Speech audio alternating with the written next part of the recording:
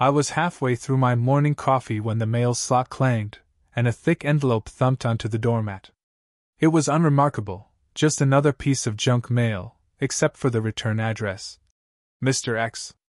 I frowned, shoved my mug aside, and tugged it out.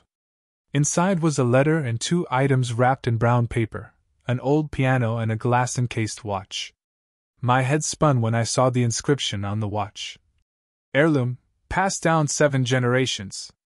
I skimmed the letter and noticed it was addressed to Mary, and not just to Mary, but for our daughter.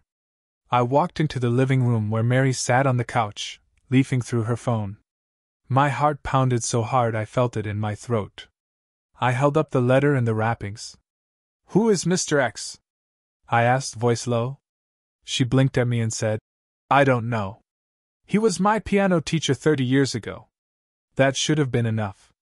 But something about her calm didn't fit. Her eyes flicked away. I could tell she wanted to shrug it off. I put the package down and said, "You haven't spoken to him in 24 years. Why send our daughter a piano and a watch?" She closed her mouth, forced a smile, and said, "Maybe he sent it to all his old students. I have no idea." I let it slide for the moment. We had our daughter's pre-wedding dinner that night. Busy day, big gathering at our house. I greeted guests, poured drinks, cracked jokes. The retro piano sat in the corner, awkward and out of place. Between 5 o'clock and 10, I pretended not to notice it. But in the back of my mind, I could feel a knot twisting tighter. I downed a scotch after everyone left, trying to numb that itch. Still, I couldn't sleep. I staggered to bed at 3 a.m., head thumping like a jackhammer. The next morning, the headache hit me like a freight train. I barely dragged myself out of bed when there was a knock at the door. The courier guy held out a flattened package stamped, "Piano, handle with care." I signed without thinking. My fingers trembled. I wanted to refuse it, to tell him to take it back. Instead, I hauled it inside and called out to Mary. No answer. I glanced around, kitchen, bedroom, nowhere. I set the piano upright in the living room. It was enormous, taking up half the floor. The watchbox sat on top of it, gleaming. I rifled the letter from the envelope and flipped through again. Something tickled at the back of my mind, like fine print on a contract I didn't read. I reached for it, but it wasn't where I left it. I'd put it in my bedside drawer. Now it was in the kitchen drawer. Mary had been awake, read that letter, and tucked it away without a word. My stomach tightened. I felt hot, then cold, then hot again, like being spun on a carousel at high speed. When Mary reappeared, she saw the piano first. Her face didn't waver. She didn't ask why it was there. Instead, she asked, "You okay?" As if I looked like death warmed over, which I did. I said, "Why did your piano teacher send our daughter a piano and a watch?" She gave me that practiced look, not surprised, not innocent, just blank. "It's been 24 years. Maybe he sends gifts to every former student. I don't know." Then she bolted to the kitchen. I closed my eyes and inhaled. The lie tasted bitter. I remembered meeting Mr. X 3 decades ago when I picked Mary up from her piano lesson. He was a sober gentleman, around my age, shook my hand, asked how work was. Second time was at Tessa's birth. He brought one of those tiny silver rattles. Nothing flagged. Mary quit piano lessons when she got pregnant. I assumed the teacher faded out of our lives. The piano even disappeared from the house sometime after Tessa turned 6. I asked Mary about it once. She said she didn't enjoy playing anymore. I believed it then. Now it looked like I'd been blind. Over the next 2 days, Mary wouldn't meet my eyes. I sat across from her at breakfast, half eating toast, wondering if I should wait for her to come clean or dig myself. After I asked twice and got nowhere, I decided to find out.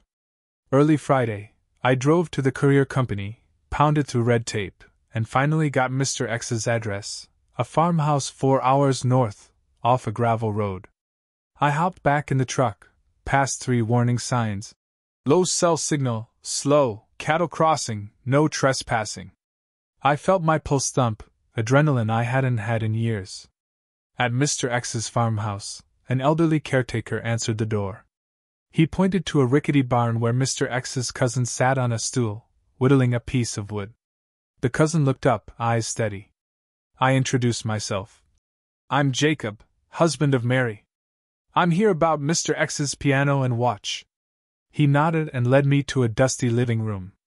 On a folding table were the piano's deed papers and a wooden box of family documents. He said, Mr. X died 2 months ago. He left instructions that these items go to your daughter. Piano and watch, most precious things he owned. No heirs, and he wanted you to have them. I stared at the crumpled papers. Did he say anything about Mary? He shrugged. Not to me. He said, respect the dead. My breath hitched. Numbness spread from my chest to my fingers. They tingled. I realized I'd been gripping the table.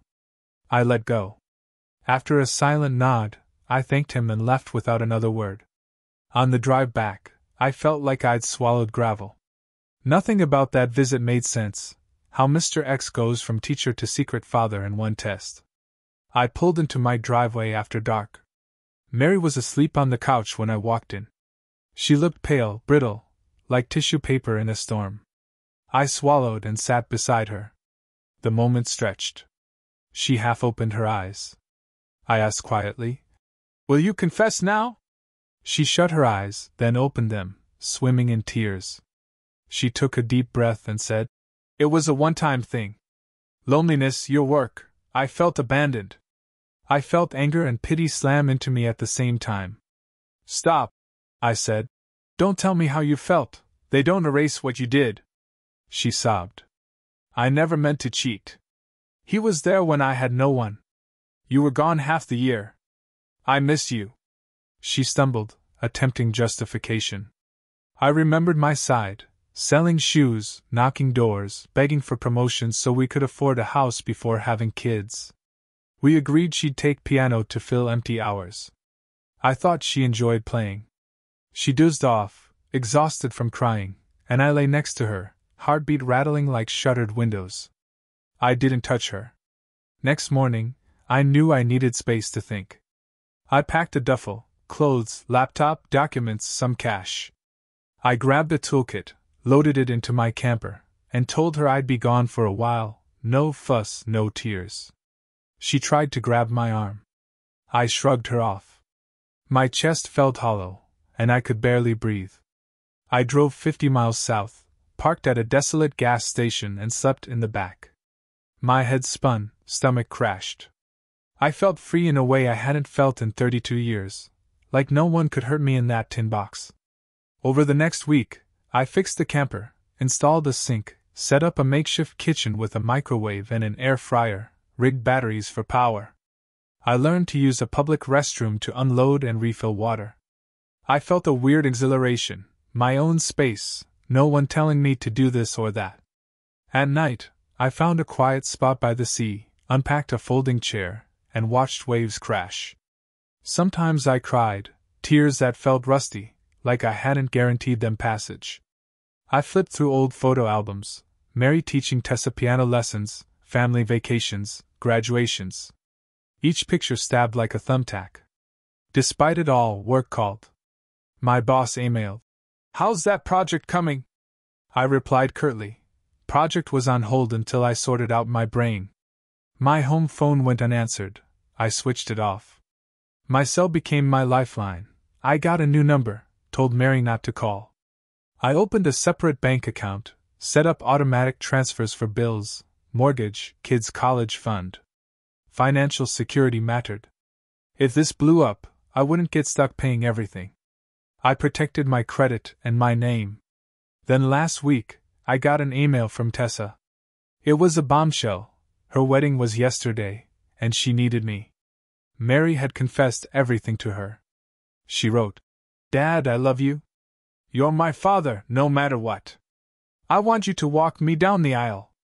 If you can't, I'll understand, but please don't make me invite someone else." My chest convulsed, anger and pride scrambled inside me.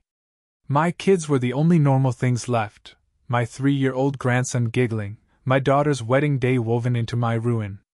I signed off work, tore down the camper hitch, and drove 90 miles north on 2 hours sleep.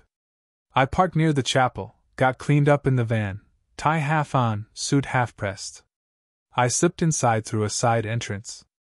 As Tessa emerged, radiant in white, her eyes found mine. My chest burned.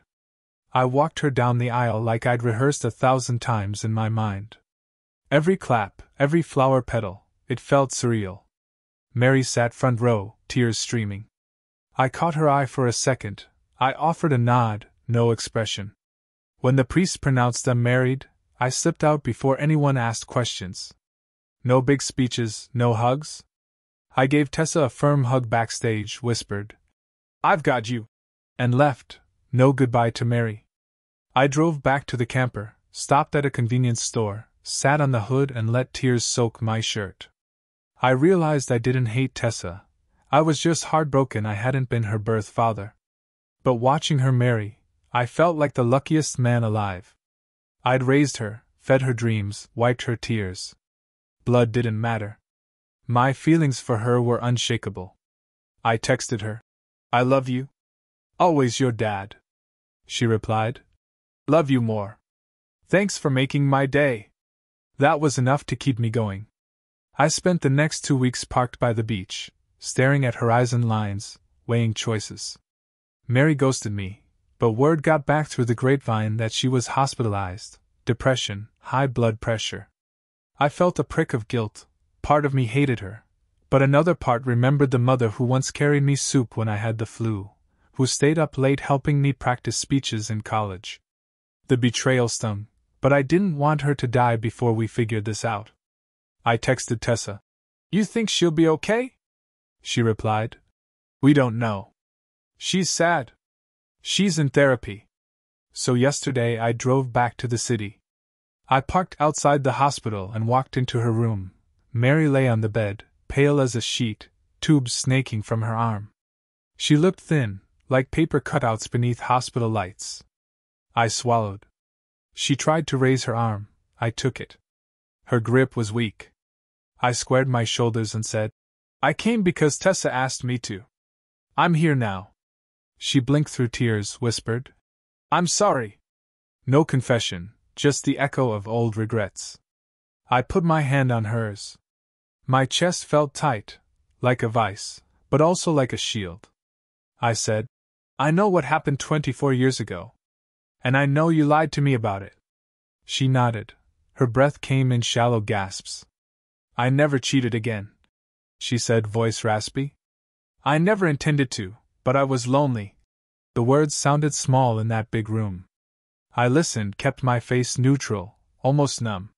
When she finished, I said, "I'm not sure there's forgiveness for what you did. But I can't let you face this alone." I didn't say, "I love you." I didn't. That would have felt like surrender. Instead, I said, "I'm going to visit Tessa after.